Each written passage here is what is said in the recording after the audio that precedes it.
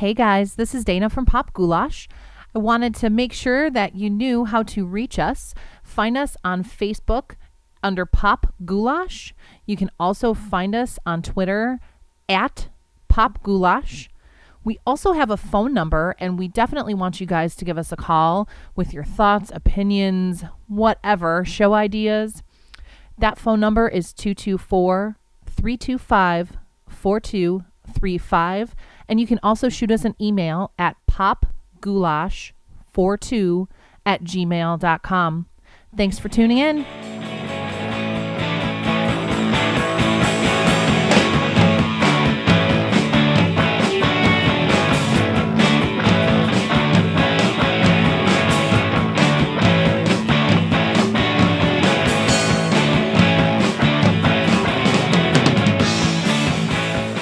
Strap on your ear goggles, bitches. It's time for Pop Goulash. I'm Reuben. I'm Dana. And it's assignment time. Oh, my God. It's currently 1:17 a.m. And, yeah, we're burning the fucking midnight oil tonight. Because we want to get you guys some good quality stuff. Well, it's stuff. It's stuff. It's a little late to promise good or quality. So yeah, we've been promising this for a while now. As far as this assignment is concerned, we assigned it to each other probably on, episode 2? So it's the quote-unquote lost episode that we have from Steve. That's when we assigned it. It was that night. It? Yeah. Oh, so you are none the wiser as to anything that's going on. So you don't have a fucking clue, so whatever. So basically, you're going to listen. What had happened was I had assigned Dana's popping Fodies in I'm the back. good with that, man. It sounds like a fucking New Year's celebration. So I had assigned Dana to listen to Dave Pirner's Faces and the Names album. Yes. And she had assigned to me Sketches for My Sweetheart the Drunk by Jeff Buckley. So we're going to get deep into this. And deep into your ear holes. Yeah. Hopefully it doesn't get too wet. And squishy. I can't promise anything. So, Dana wants me to go first since I took notes. Lay it on me, brother. I haven't listened to this album in a minute, but I'm definitely interested to hear your thoughts because I know you loathe double albums. And I'm not a big fan of Buckley either. I know you're not. I appreciate him. I think he's was talented. Right. But I'm not big into him. That's okay. My overall impression of the album is it's very scattered. I did a little Wikipediaing before because I don't own the album and I'm not going to go out and fucking buy it. Totally understandable. So all I had was Spotify to listen to it on, and without liner notes, I was lost on this because I do own the liner notes. Right. Well, That's okay. I looked it up, and from the sounds of it, it was a partially recorded album, and then he died. Posthumous release, yeah. Is it posthumous or posthumous? Posthumous. I don't know. I've heard it both. But yeah, I've heard it both ways, yeah. I've always heard it as posthumous. Okay. So for the sake of my sanity, I'm just going to refer to it as posthumous. So it sounded like it was just kind of like they'd started recording. Some of the stuff was kind of in progress when he died. And then there were some demos on this album. And I tried to go into this with as much of an open mind as I possibly could. And for me, I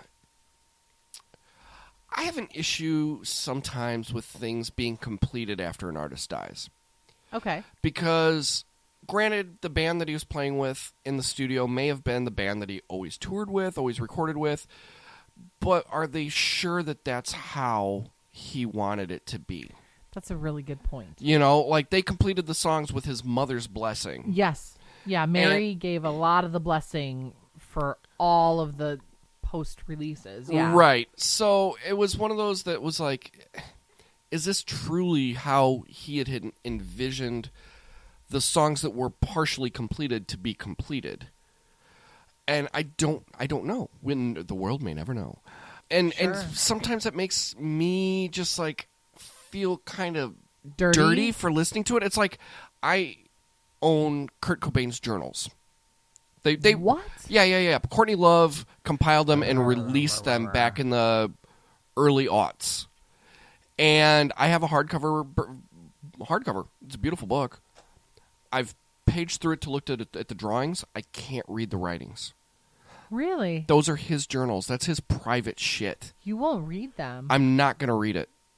I refuse to read it. Can I borrow that shit? Because I'll read it all day long. If you want to. But for me, it was like, I bought it as a completionist thing. Okay?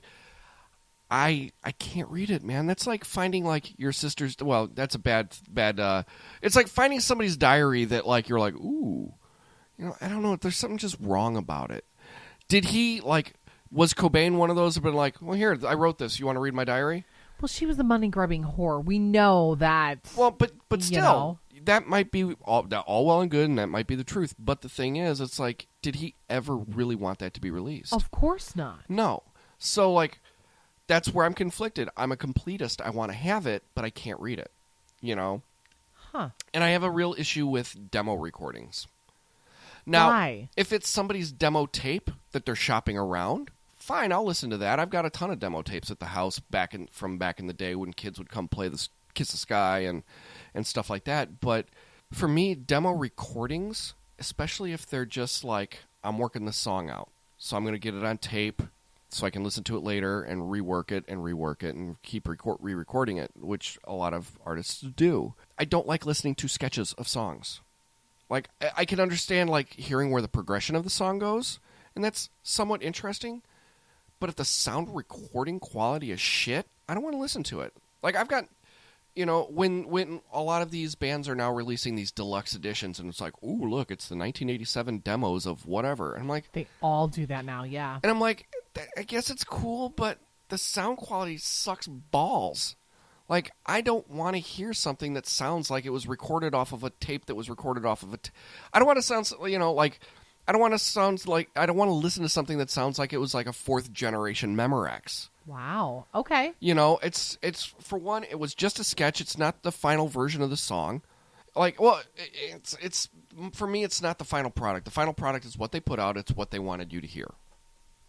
That's interesting. I'm going to put a pin in that in my brain for later to kind of come back to that because that's interesting. Yeah, because like I own box sets and shit. Like I've got, and I hate to keep using Nirvana, but I mean it's posthumous releases. I have that one too. Yeah, and it's hard to listen to because the recordings are fucking shitty on it. Oh, they're terrible. And, I agree. But like when they released "You Know You're Right" back in like 2003, I could listen to that. Reason being was Dave Grohl and Chris Novoselic had part of the production on that. They were part of the writers of the song, and they were there when it was recorded. They know where Kurt wanted it to be. It was a 3-person band. But they also started recording 2 other songs during that session. Those were completely incomplete. But they still have yet to release those. But I have a question though. So you have a problem. I don't want to say problem. But you take issue when something is released posthumously. I will use your pronunciation.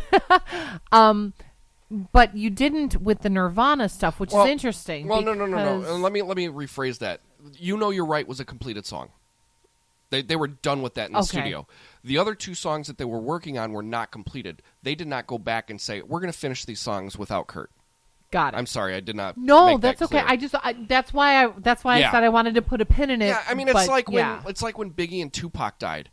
Right. Like we used to make a joke like, "Hey, it's the when I worked at Kiss the Sky, it was like, hey, it's the Tupac album of the month," because like there was a short time frame where they were releasing like a Tupac double album every like 6 months. Oh yeah, and it was just because he was such a prolific recorder. But it was like he'd go into the studio and just spit a verse, and then it would shelf it. So what they would do would they'd bring in a producer, 2 other rappers, and they would make a whole song out of it. Right. And that's not like when Prince died. Okay, he's got a vault of songs, the highly rumored speculative vault, where he's got like 5,000 songs in this vault. Are they completed? Probably not. Would that be something that he would want released? Because if he wanted it released, he'd have fucking released it. That's a good point. That's fair. And even if it was some shit that he was like kind of recording during the time of, let's say, when he was with the Revolution. Now, if the Revolution were to get back together and complete those songs, would I listen to it? I don't know, because I don't know if Prince was such a perfectionist with his music. I don't even know if he would want that. But now he's not. He's dead. His family is in control of the estate. the estate and the catalog, so they're looking to make some money. Same thing with Hendrix. Jimi Hendrix was a prolific recorder. He had 3 studio albums to his name. But Al Hendrix's dad took control of his estate after he passed away, found all these recordings, and just assembled fucking studio musicians to finish the tracks off. That's a travesty. And, like, his playing might be fucking phenomenal on those tracks, but is that what he wanted? Why weren't those completed or released? They were sketches that were not completed. Okay. You know, it's almost, it's not a complete thing. And as somebody who's written songs before, nobody's going to want to listen to my shit anyway. But if I were to ever have become famous and somebody found a demo tape from me when I was in my basement at 16 recording a song, I don't want anybody to fucking hear that. That shit's embarrassing, son. You know? I feel you. Now, granted, there'll be, you know, if I ever had become famous, there'd be some dumb fuck completist out there like myself that would want to buy it. You dumb fuck completist. But it's one of those things that, like, It's kind of like, you know, they do x-rays of the Mona Lisa and there's paintings underneath the actual Mona Lisa. Those were obviously things Da Vinci never wanted released. Well, Then use a different fucking canvas. No, here's the thing. Here's the thing, and here's the thing with that example. Canvases were freaking expensive back in the day. So what they did was, if he had a half-completed canvas and it wasn't something he was going to use, it was just something he was sketching around on, they would reuse canvases over and over and over again because they were expensive, they were hard to produce, so that he would actually, you know, it made financial sense for him to completely repaint over his previous sketches. I mean, if you look at Picasso's The Guitarist, from his Blue Period, you can actually see the remnants of other. You see the remnants of a previous painting. You can see like the outline of the head going a Yes. different direction. It's one of those things where it was just probably faster and easier for him to just paint over it than it would be to go out and buy another canvas and shell out the money. Because you got to figure, artists today don't make fucking any money. Back Not in the day, anymore. there wasn't. Even but still, like. You got to think about it. In Picasso's time, there wasn't a fucking Starbucks he could go work at and make ends meet. You know what I mean? No, I'm just saying it's a little bit different now with the advent of technology. Right. But I get right, where, but I you get where what you're I'm saying. going. Yeah. So that being said, let's get into the album. Kicks it off with "The Sky Is a Landfill," which was a rockin' tune. Yes. I will give it that. You know what it reminded me of was late era Soundgarden. Really? Yeah, there was some tracks on like Down on the Upside and some of like the more introspective, melodic, metal-y stuff that they were doing on Super Unknown. So it was kind of interesting to hear that. I mean, and I did not expect that from Buckley because I was used to Grace Buckley. Sure. You know. After that is what Everybody Here Wants You. Very R&B. Yes. But here's the thing. The music kind of reminds me of early era Police. The way that the bass was, the way that the song structure, it was sparse, but it was full. Okay. So it kind of gave me a little bit of a Police feel. And then the harmonies of the background singers and stuff like that reminded me of early 90s era Prince. Okay. If I had my druthers and if I were Buckley, I would have made the whole album sound like this. Really? I think Buckley is an R&B artist that got stuck trying to write rock and roll music. You think so? Yes. That or he could have been a crooner. He could have been like the next Michael Bublé or one of those type of singers because he's got that gorgeous voice to do it. But he wanted to be a rock singer. And that's kind of how I felt. I mean, he was very singer-songwriter-y. But he, like, and a lot of these songs were kind of rockin' up-tempo-ish songs. Oh, yeah. So it sounded like he wanted to be a rock singer, but it just, I don't think he had the chops to write rock songs. But as an R&B artist or a crooner-type artist, he would have been fucking phenomenal. Next one is Opened Once. That really reminded me of like some singer-songwriter 70s shit, and I thought it was pretty boring. It was pretty, but it was boring. Sure. It was kind of bland. Nightmares by the Sea. Kind of like the song. It's reminiscent of So Real. Very steeped in 90s alt-rock. Oh, yeah. Why there are two versions of this song on the album? we'll get to the second one. Right. But I did kind of dig that song. Good. It was interesting. The Yard of Young Blonde Girls. Oh, that's my favorite. Fuck that song. What? No, it's very plotting. It could have, I said here, it could have been a single, but it really kind of falls flat. It has that poppiness to it, but like lyrically, I'm like, where the fuck is this going? And I will go as far as to say this: I didn't really dive. There was no liner notes, and granted, I could have gone to Lyric Genius or online to look up the album notes or look up the lyrics for these songs. But at the same time, like when I'm listening to music, I got other shit going on. You know, Sure. I'm making dinner or doing other shit, driving, and I don't have time to like sit down and read the lyrics along to this stuff.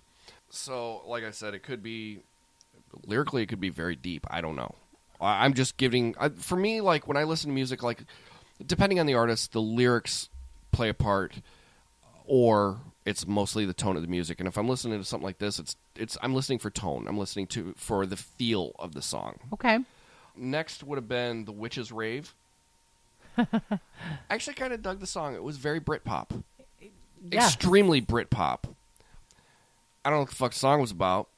Again, all I heard was, it's a witch's rave. I'm like, all right, so they're eating ecstasy and fucking playing with fucking glow sticks. I don't know what the fuck's going on.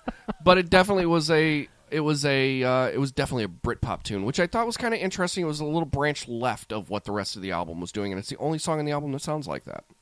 It is. I agree. Next was New Year's Prayer. Said it was very ethereal, but it was repetitive and too long. I think it was kind of an idea that they were working on that they never fully fleshed out. When you say the ethereal side, it reminds me of Grace. That album, yes, that song it could have reminds been me a of B-side of Grace. Hallelujah. Yeah, but not as good as Hallelujah. Oh no, it's not on that. It's not on that same but level. That you could like cut Could have and been a paste that B-side, onto for Grace. sure. The next was Morning Theft. Yes. And I wrote Immemorable. The song ended, and I wasn't even aware that the song had ended. It was not, in my opinion, it was not one of my standout songs. Yeah. And so I was just like, all right. Vancouver was poppy. I actually kind of dug Vancouver. It was a good little ditty.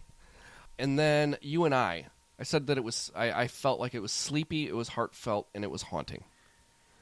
Yes, and that's a good fucking song, is what that song is. Wow, that's interesting. So, probably has nothing to do with that, but no. So I believe, and I'm doing the dick thing and like checking it out. So, I believe, that album, the You and I compilation album, was just released last year, called You and I. Yeah. Right. So.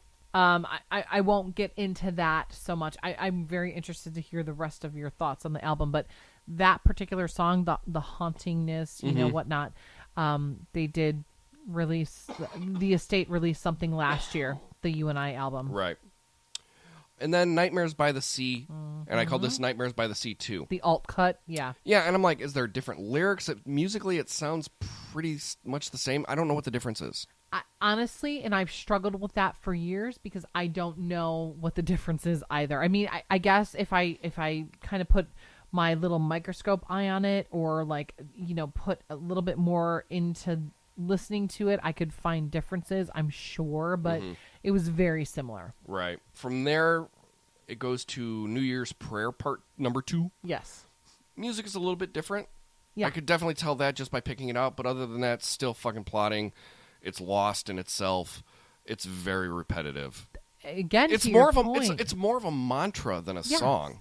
And it's more, again, to your original point, again, we know this is a very incomplete works for him. So I feel, kind of going back to what you had said earlier, they're trying to piece things together and guesstimate how it should be. And again, it comes back to the word sketches. That's really what this album is. This album is more of a document than an album. Absolutely. Pete and Repeat were on a boat. Right. Pete fell out. Who was left? Right. Yeah. After that was Haven't You Heard? I just put meh. That's all I had for that. And then from there, Murder, Suicide, Meteor Slave, Back in New York City, Demon John, Your Flesh is So Nice, and Jewel Box are fucking unlistenable. I liked Your Flesh is Not Nice, but They're demo tracks. They're rough demo, probably recorded with an acoustic on a 4-track. I'm sure on that's tape, what it was. On analog, on like cassette tape, and it sounds like shit. I couldn't get through it. Well, he moved down south into the home where he recorded most of those songs on a 4-track, 8-track, whatever it was. So, well, no, and I'm not slagging him for what it is. Those are sketches, and that's probably like I said, when you're doing demos of songs, you're just putting it out there so you can listen back to it to either play along with it, so you can get back into it and learn to play it, right? Or so you can tweak it and you record something else onto it. You add a track to it. You evolve it until you get to the finished product, and then you can bring it to the band and say, okay, this is the song. So I think it's fair to say, in summation, that not done yet. Oh, there's one song left, and that's "Satisfied Mind," and it was bluesy, and it was beautiful. You did like that song. Now, okay. And that's a demo. I could just tell by the recording quality it's a demo. Oh, it totally was. Knowing how he died and knowing that he died, it's just a perfect fitting close to this album. It's a perfect closing song for this record. But, you know, it's a beautiful, gorgeous song. It's a blues tune, and I really dug it. Well, he was very much into blues. Very much into blues. Mm-hmm. Kind of to your point, as I was saying, like in summation, this album, it's an unfinished product. It just is. And unfortunately, so terrible. We will never know the direction that any of those songs were supposed to go. Aside from the ones that were actually completed. Right. The ones that I were wish to that completion. I wish that I knew which songs were completed before he died and which songs weren't completed. You know, and I would have to go dig back to find out that information. Right. But like I said, it's been a minute since I listened to the album, but I knew kind of your disdain for double albums, which is why I wanted to challenge you with this one. Right. Just because I know you're not a big fan of him. You respect his music, you respect, his artistry, blah blah blah, but I wanted to hear your interpretation of that stuff, right? And to me, even listening to it as a very big fan of his, it always felt incomplete. It never felt obviously. And I would say that if I had to grade it, I'd give it like a C.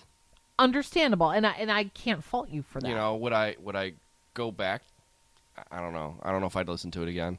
Like, I listened to it probably about 4 times. Sure. Over the course of when we'd done the assignment until now. And, it was challenging to listen to it. I know it was. Every time. And that's why I wanted you to listen to it. Sure. I would want you to listen to Grace again. I'm not going to assign that to you, but I would want you at some point to listen to Grace again over and over and over a few times, just to appreciate the quality of his artistry, I guess. Yeah, but the thing with Grace too is it's not an album I can put on and drive to.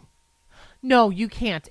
Well, for me it is. I'm cool with it, and I can totally drive to that album. Like, I'm good with that. Look, it's not everybody's cup of tea. When I'm putting in an album to drive, I want to get a speeding ticket at the end of that journey.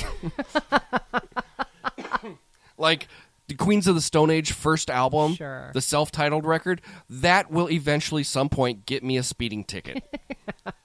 Like that's right fair. through Mexicola, and I'm fucked, dude. Seriously. But yeah, I mean, it was an interesting listen. I appreciate you sharing it with me. Thank you. You're very welcome. But yeah, I don't know if it's one that I would go back to. Understandable. Like I said, and I think because I'm such a fan of his work, it's not as hard for me to get into it. But again, this is why we're doing this. Right? Absolutely. That's the whole impetus of this, was to get us to listen to shit that we wouldn't normally listen to, and we'd be like, hey, listen to this album. Sure. I'm not listening to that. Go fuck yourself. I'm never going to listen to that album. Yeah, right.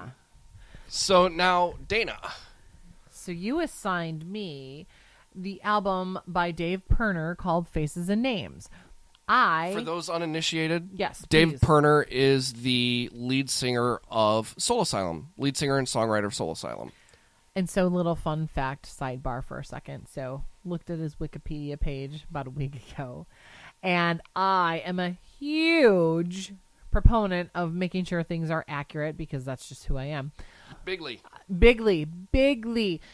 And so I noticed that he did not get proper credit for having a small little role in a film called Reality Bites. And so, being who I am, I made sure that I gave him that credit. But to kind of backtrack, so besides being in Reality Bites, Dave Pirner, Soul Asylum, for those of you who don't know who Soul Asylum is, come on, get on board. What I did not know, and I guess I could have probably inferred this just from being a Soul Asylum fan. Dave Pirner is listed on IMDb for Reality Bites, He FYI. is, yeah, on IMDb, but totally not on Wiki. Right. So it was so weird. But he started off in a punk band. He was born in Green Bay, Wisconsin. I did not know that. Yeah, I know. My husband, producer Jake, is giving me the weird. Well, Well, the funny thing is, when and to go off of that, he ended up in Minnesota, Yes. in Minneapolis, Yes, and Soul Asylum was like a post-punk band. it was. And Absolutely. they were, and by the time you and I got into them, or by the time we were introduced to them in the mainstream, Grave Dancers was Grave Union. Dancers Union, which they kind of went the REM route They a little did. bit. I mean, there was some rockin' fucking tunes on that record. God, Black but- Gold, yeah. But Black Gold and Somebody to Shove, but the song that got Yes. him famous was Runaway Train, yeah. And it was like that album, and the album that followed was Let Your Dim Light Let Your Shine. Dim Light Shine, yeah. And both of those were there was a lot of acoustics going on in those Yes. albums. And that was very much like the direction that they took. They totally REM'd it. They did, which was interesting, though. Again, under like reading more and understanding more about their background, being Soul Asylum was a punk band, but I've always loved Dave's voice. I've always loved the sound of just fantastic. So when you assigned this to me, I was like, yeah, this is great. And then I listened to the album. It's not a terrible album. However, would I want to listen to it all the time? No. Here's the thing. So my overall impression, I might not take the same route that Reuben did and go exactly song by song. I will mention certain songs, but the overall tone or vibe of the album, to me, jazzy, and I don't want to say bluesy necessarily, but it was definitely jazzy undertones for a good chunk of the album. There's a couple like more rocky tunes on there. But the one thing that stuck out of my mind, it reminded me of like 70s era music. Very much so. Yes. Like, I've always taken this album, it's a sexy 70s record. Yes. Although there are really good hints. It was released in 2002. There are really good hints still of 90s shit. Mm-hmm. Like typical 90s shit. Like the I can't even give you like a good example. Listen to the album, but I heard some of the songs and I was like, this should have been released in 1995. Like, And granted, I don't know much about the recording of this album, but this sure, took place while they were on Soul a break. Asylum was on a bit of a hiatus. Yeah. And, I mean, who knows? This could have been like Chris Cornell's solo album, where it was stuff that was Right. just written over the course of years. Yes. That he was like, you know what? I've got all these songs. They're not Soul Asylum songs, so I'm going to put them out on my own thing. That's you hit the nail on the head. That's the impression that I got. For those of us, and you should fucking know, Soul Asylum by now, but that's the impression that I got, that this was like his little like pet side project, just to do it and put it out there.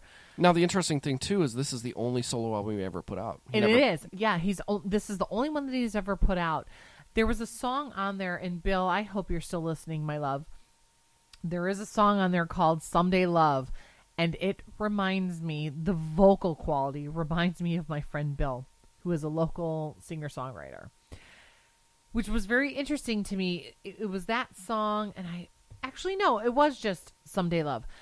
I heard that song, and yeah, it is. It's Someday Love. And at the very beginning, Bill, I encourage you, if you're listening, to listen to this song. That did not remind me of a 70s era song. In fact, so we kind of had this discussion when I listened to the Mr. Bungle album. Mm-hmm. I listened to it on my iTunes, like my Apple Store app thingy, whatever, Apple Music. Did you listen to this one on shuffle, too? I did. And but here's the thing. But then I listened to it. Sequentially? Yes. I listened to it at first on shuffle, then sequentially. Regardless, the very first song that popped up was Someday Love. And I'm like, is this my friend? Like, this song, this does not remind me of a 70s era song at all. Right. This reminds me, This was like a 90s throwback song to me. Good song. My least favorite song on the album, though. Really? Yeah, I did not prefer this. If I had to pick a song that was probably my favorite song, it would be 364. That song is a song made for fucking. That is 364? such a sexy I know. song. It's a gorgeous fucking song. Oh, it's beautiful. And seriously, it's just got that really like smoky, you're finding it's so, and I'm sorry to be stepping all over your review of the record, It's but fine. for me it's one of those, it's like it's a sexy song that you like, you're walking out of a smoky bar at 3 a.m. and you see somebody out of the corner of your eye and you're like, let's go talk. It's sultry, totally. And that song, I love that song. Okay? It's a good song. It's a great song. So again, like I said, I'm not necessarily going to go in order like Reuben did. Teach Me to Breathe was a good song, but to me, I say good song. I'm trying to be polite here. No, be raw. Okay, fuck it. To me, that felt like a throwaway song, and that's the opener on the album. True. I didn't care for that song as much. Never Recover was a good song, but again, to me, it wasn't as memorable. You know, Teach Me to Breathe and Never Recover are very Chasing Amy to me. Really? Yeah, I think you could plug either of those two songs in at any point during Chasing Amy and it would fit. But and I'm gonna say this, forgettable at the same time, because I to open an album with those songs I thought was a very big injustice to this album. Faces and Names, I dug that song. It's, you know what, that song really shows and I hate it when people are clever, but Dave Pirner pulls off clever as a very clever lyricist. Yes. Like I was sitting naked with a racist politician. Like that whole like sequence, like he can weave a tale in a song that's unbelievable. Well, and that's the interesting thing though too. So listening to this, and then of course I had to listen to Soul Asylum after I was listening to this. Sure. Duh. But listening to this, it really did give me such a good insight as to how talented a writer he is. Feel the Need was a pretty good little That's another ditty. Sultry, sexy song. It's a sultry song, but it definitely I really feel like the meat and potatoes of this particular album comes toward the middle. I mean, I don't think, like I said, I do not think that the two opening tracks were anything that I would really want to, that I care about. Like Someday Love, again, it was okay. 364, love that song. I'll Have My Day, It's song. a fun song. Crank that up, roll your windows down. That's a very, like, if I would call that anything a poppy song on that album, it's I'll Have My Day. That was unforgettable. It was unforgettable? To me, yeah. You mean it was forgettable? Shut up. Yeah. If it was unforgettable, you'll never forget it. Yeah. Shut up. Shh. Blame the vodka. Could you care less? Or couldn't you care less? Fucker. No. Bite my crank. It was forgettable. Fuck your face. Much Too Easy. I know. Girl, it's all good. Laugh. Let it out. Much Too Easy was a good song. Here's the other note that I had to myself in my brain. Some of these songs were elevator rocky to me, or Kmart rocky to me. Really, you think? Yes. See, I would say some of it was definitely dad rock. Maybe that's why I dig it. I don't know. Levitation, didn't dig that song at all. Start Treating People Right. It's a great message in the song. I didn't like that as a closer. Mm-hmm. I didn't like it as a closer. I wasn't as great as you this week with handwritten notes, but like I said, the overall impression of that album was like a 70s rockish album. There are some like flares of 90s rock in there. Dave definitely shows off his writing skills because it's just him, right? So it's just him for this. But then I kind of wanted to kick him in the nads and be like, dude, could you do a follow-up to this, and could we make it a little bit more something? True. And Soul Asylum got back together. Yes, they did. Released 2 other albums after that. Yep. Trixie, get over here. And then, oh gosh, their lead guitar player quit the band. No, see, I did not know that. Yeah, Okay. and that was in like 99, I want to say. Oh, 2000. really? No. Sorry, because I saw them on the. So yeah, Silver Lining was the last album that they put out that was truly, in my opinion, a Soul Asylum record. That 2010? 2006. Oh, okay. And that album was the last one that Dan Murphy was on with them. He was the other guitar player and co-songwriter. And he ended up just retiring. He was just kind of like, I'm just kind of done now. I just want to retire. Oh, no kidding. Yeah. Okay. And he, after they retired, they took like a 6-year hiatus. Yes. Or no, they took an album hiatus. He continued on. And Dave continued on and actually ended up releasing like 2 more albums. Solo? No, as Soul Asylum. Oh, okay. Because I was like, I don't. Okay. Yeah, one was in 2012 called Delayed Reaction, and the other one was Change of Fortune in 2016. Those are the 2 ones. Okay. And those were the 2 albums that he was the last and only original member on it, because Carl Mueller actually quit the band, or he died of cancer. Tommy Stinson from The Replacements actually was on, played with them for, looks like about 10 years almost. No, 6 years, 7 years. And then they kind of went through a revolving door of drummers. Grant Young was like the drummer up until about 94. Sterling Campbell came in after that. And then he quit, and then he came back. But yeah, they've had kind of ever since like 99, they've had a pretty big revolving door of artists that played with them. But yeah. You know what's interesting about that, though, too? Well, people don't probably know this. I'm a huge Bigley Cure fan. And that hearing the rotation of the members reminds me of that. Of the Cure, because Robert Smith is like the only original member of the Cure, isn't he?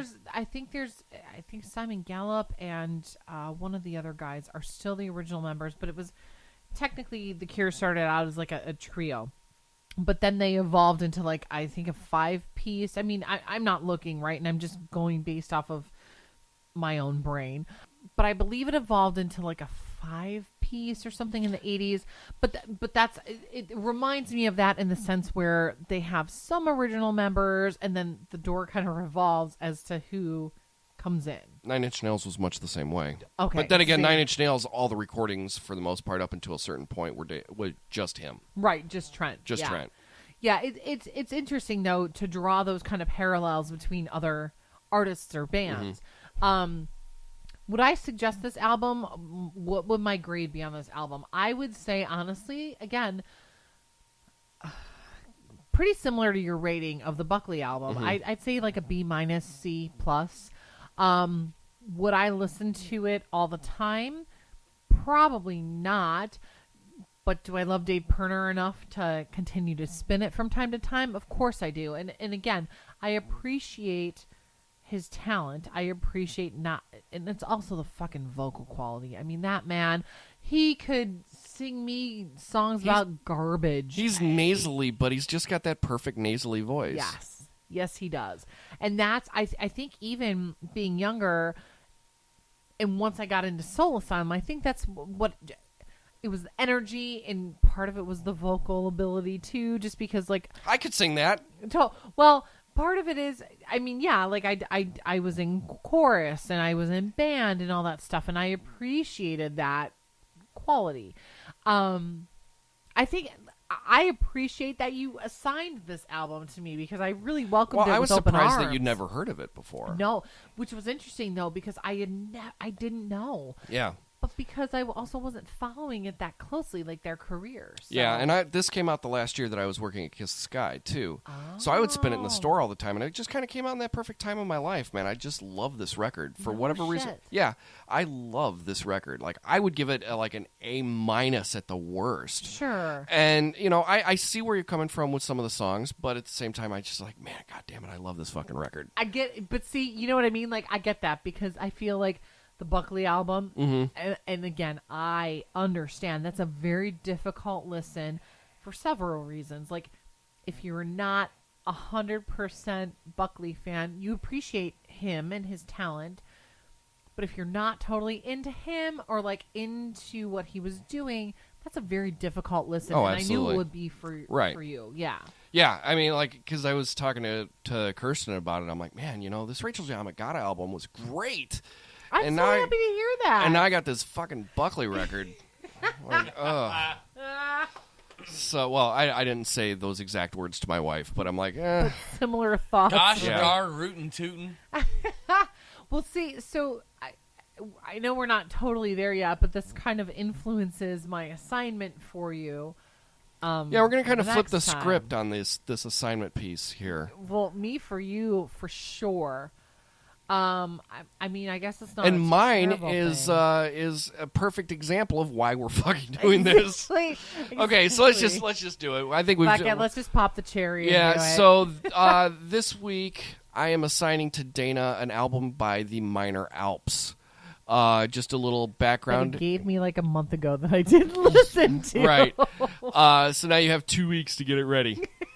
So it's Juliana Hatfield and her. the lead singer from Not a Surf, whatever the fuck his name is.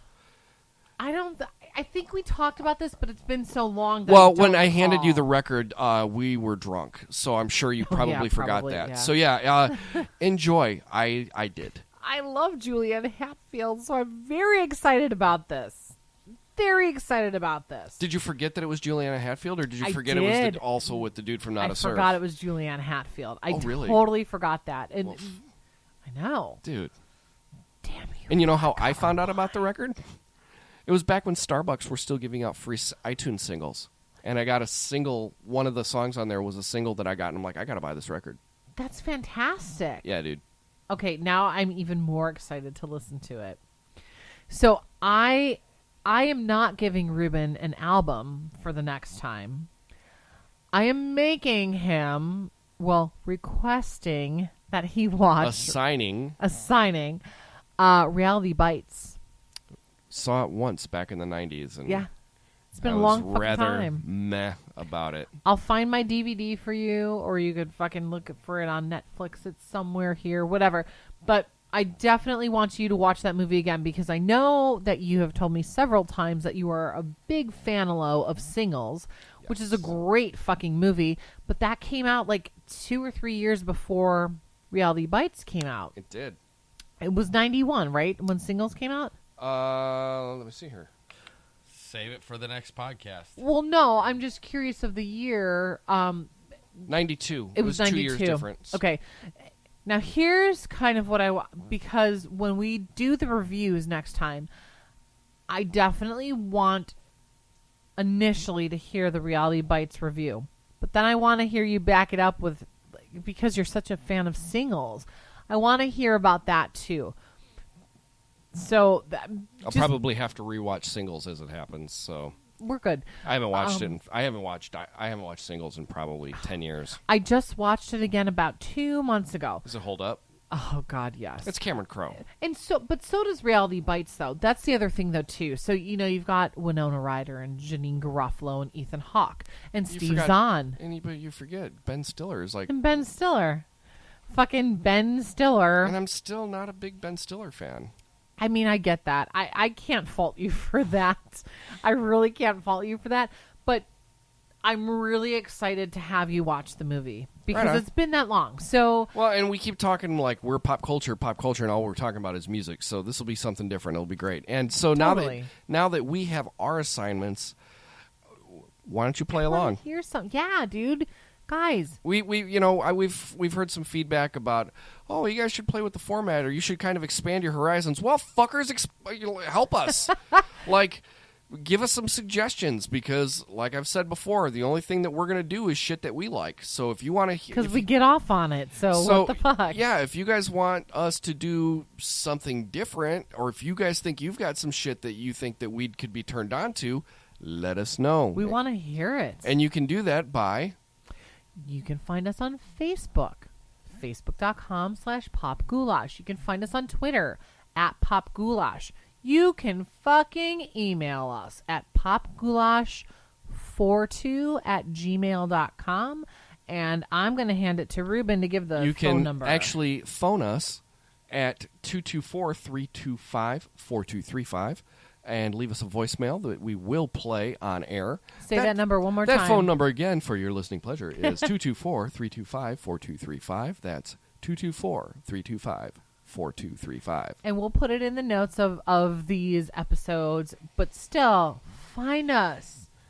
Fucking call us. Email something. You guys are great on Facebook interacting with us. Keep it up. Hear me. Feel me. Oh my God. Touch me. Was it Steel Dragon? No. The Who. Ooh, what the fuck? It was I'm Tommy. kidding. Come on. I'm joking. Dana just had murder in her eyes. I'm like, guys, I'm joking. Anyway. All right, guys. Well, that's it for this week. We appreciate your time spent with us. For Pop Goulash, I'm Reuben. I'm Dana. Be good to each other. Bye.